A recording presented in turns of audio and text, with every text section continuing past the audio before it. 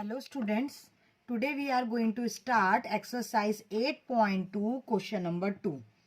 Choose the correct option and justify your choice.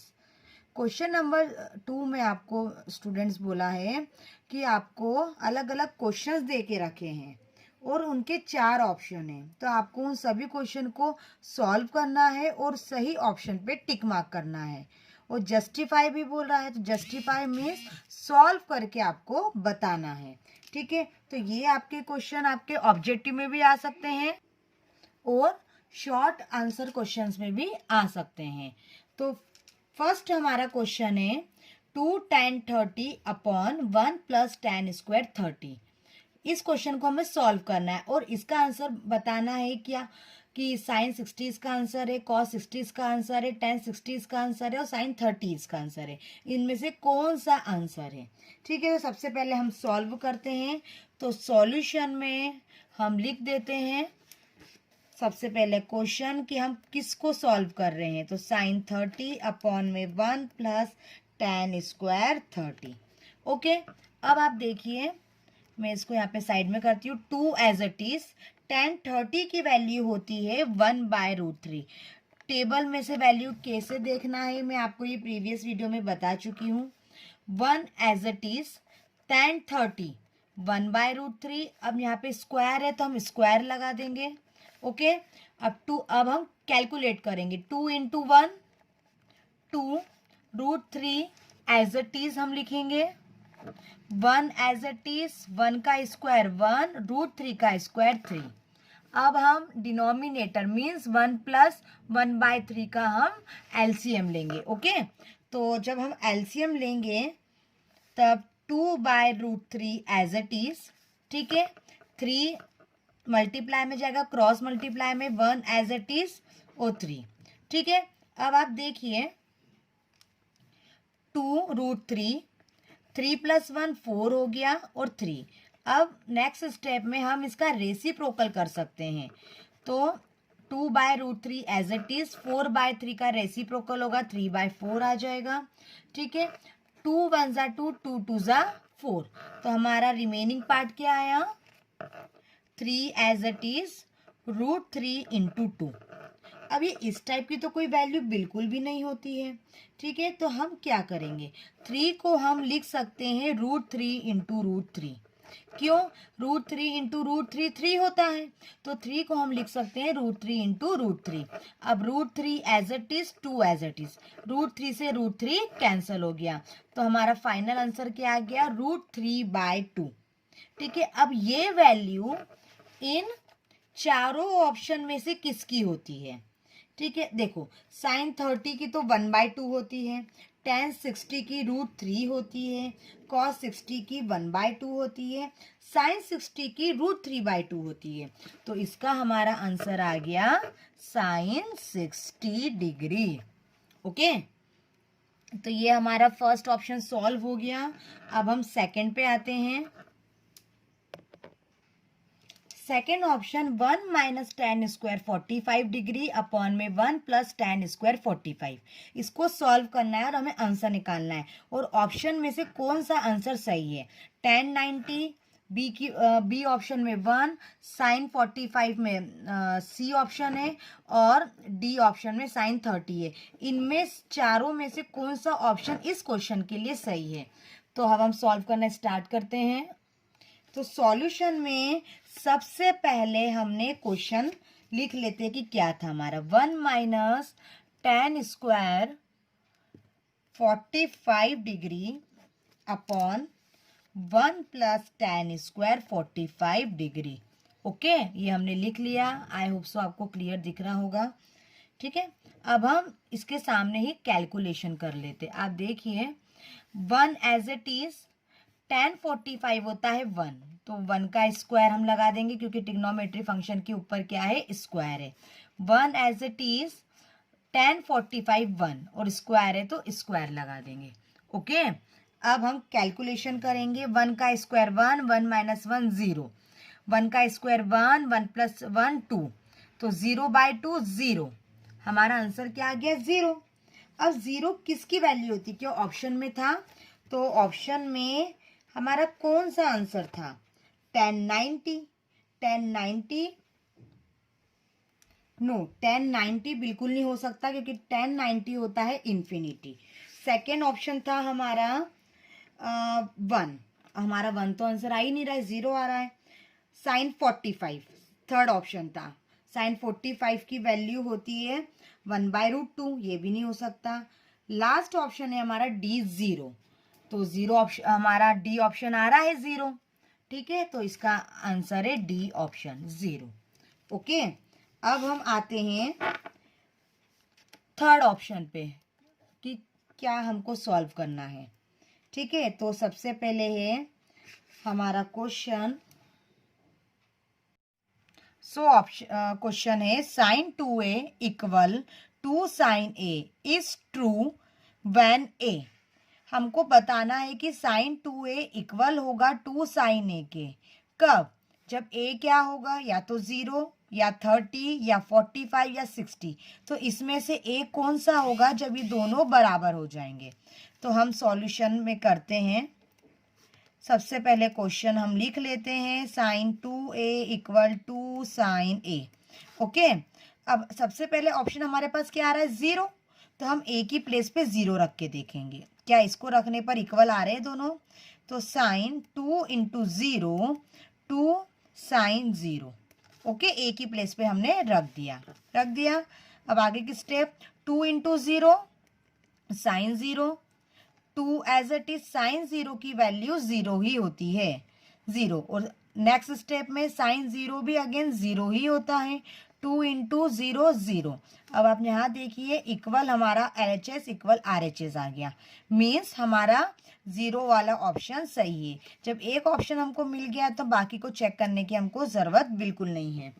अब हम आते हैं नेक्स्ट क्वेश्चन फोर्थ पे, 2 tan 30 degree upon 1 minus tan square 30 degree, इसको सॉल्व करना है और हमें बताना है कि इसके लिए कौन सा ऑप्शन सही है। क्या option A 60 cos 60 degree, option B sine 60 degree, option C tan 60 degree, last option या फिर साइन 30 डिग्री। ओके, अब हम सॉल्व करना स्टार्ट करते हैं। Solution 2 tan 30 degree upon 1 minus tan square 30। अब हम वैल्यू रखेंगे। स्टूडेंट्स, अभी हमने इस टाइप का क्वेश्चन किया था, 2 tan 30 की वैल्यू होती है 1/√3। ओके, अब 1 माइनस tan 30 की वैल्यू 1/√3 अगेन। ओके, ये हमने लिख दिया। अब हम आते हैं 2 into 1 2√3 as it is, 1 as it is, 1 का स्क्वायर हो जाएगा 1 और √3 का स्क्वायर हो जाएगा 3। ओके, अब हम नेक्स्ट स्टेप में इधर आगे करते हैं, 2/√3 एज इट इज। हम यहाँ एलसीएम ले लेंगे डिनोमिनेटर का, तो 3 माइनस 1/3। नेक्स्ट स्टेप में कैलकुलेट करेंगे, 3 माइनस 1 2 और 3 एज इट इज। अब नेक्स्ट स्टेप में ये नीचे वाले का रेसिप्रोकल हो जाएगा, तो 2/√3 और 3/2। 2/√3 का रेसिप्रोकल 3/2, 2 से 2 कैंसल, तो हमारी स्टेप आ गई 3/√3, जो भी रिमेनिंग पार्ट है। ओके, अब हम यहाँ कैलकुलेशन अगेन करेंगे। ठीक है, 3/√3 को एज इट इज लिख दिया। ओके, नेक्स्ट स्टेप में 3 को हम लिख सकते हैं √3 इंटू √3। अभी मैंने प्रीवियस क्वेश्चन में आपको ऑप्शन फर्स्ट में बताया था, क्योंकि √3 इंटू √3 3 होता है, इसलिए हम 3 को भी लिख सकते हैं √3 इंटू √3। ओके, अब हम आते हैं नेक्स्ट स्टेप पे, √3। अब आप देखिए √3 से √3 कैंसल, तो रिमेनिंग पार्ट क्या बच गया, √3। अब √3 किसकी वैल्यू होती है, हम ऑप्शन देखते हैं। cos 60 की वैल्यू नहीं, cos 60 की वैल्यू तो 1/2 होती है। sin 60 की वैल्यू नहीं, क्योंकि sin 60 की वैल्यू √3/2 होती है। tan 60 tan 60 √3 होता है। तो हम लिख सकते हैं यहाँ पे जो हमारा फाइनल जो आंसर आया √3, यहाँ लिख सकते हैं हम tan 60, क्योंकि tan 60 की वैल्यू √3 होती है। तो हमारा ऑप्शन सी वाला करेक्ट है।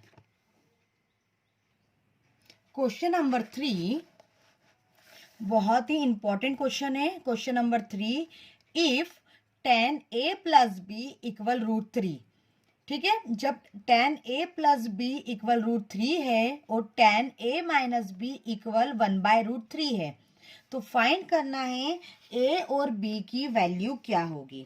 बहुत ही इजी क्वेश्चन है और बोर्ड एग्जाम में आता है ये क्वेश्चन, ठीक है।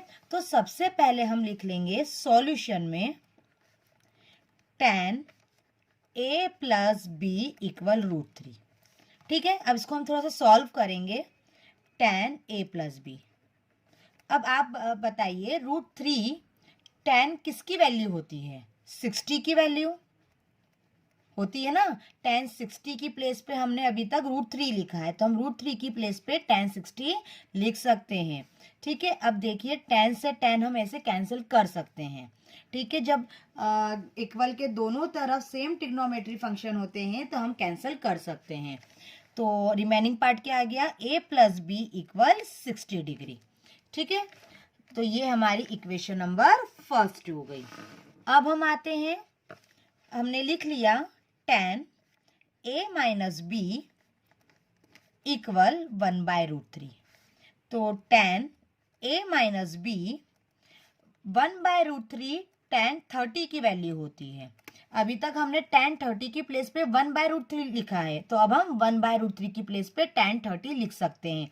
अगेन वही प्रोसीजर, tan से tan कैंसल, तो a - b 30 डिग्री आया, ठीक है। ये हमारी इक्वेशन नंबर 2 हो गई। अब आप देखिए दोनों लीनियर इक्वेशन है, तो हम दोनों को एलिमिनेशन मेथड से सॉल्व करेंगे। तो हम लिख देते हैं by equation first and second. तो क्या हो गया? a + b = 60 degree, a - b = 30 degree. Elimination method हमने चैप्टर 3 में सीखा है, ठीक है। अब हम यहाँ देखिए, हमको b के कोफिशिएंट सेम है और विथ अपोजिट साइन है, तो हम इसको डायरेक्टली कैंसिल कर सकते हैं। हम यहाँ पे साइन चेंज नहीं करेंगे। क्यों नहीं करेंगे? क्योंकि हमको डायरेक्टली अपोजिट साइन मिल गए हैं।